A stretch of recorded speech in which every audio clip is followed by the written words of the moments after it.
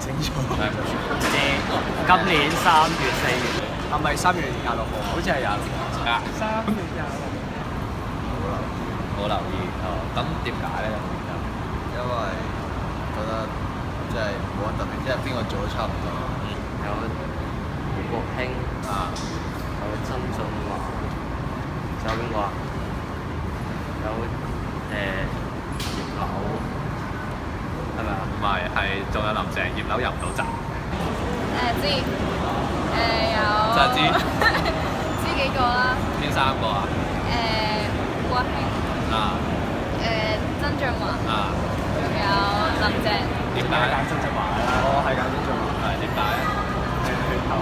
因為覺得係啦，佢公關做得好嘅，即係其實邊個出嚟做都好，都唔會話真係講得好多，但係起碼感覺上咁即係舒服啲啊嘛，揀佢嘅話。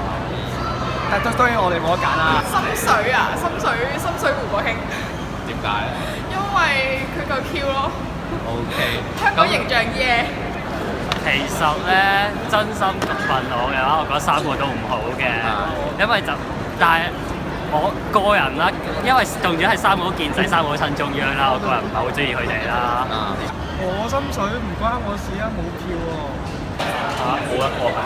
點解咧？咁冇喎，咁佢本身個意識形態都錯嘅，咁點解可以要代表到我咧？係民主黨嘅。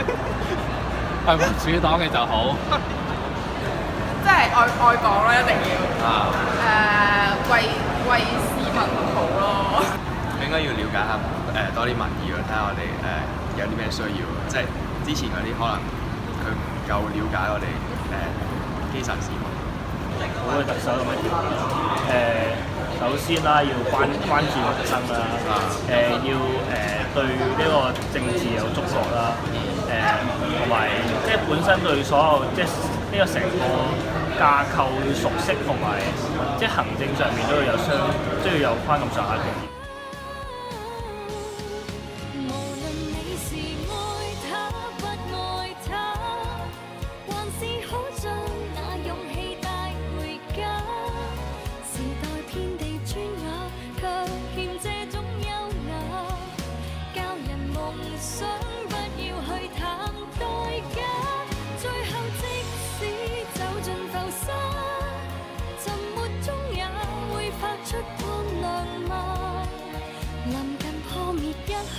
要是信任童話，還是有望看到天際白馬。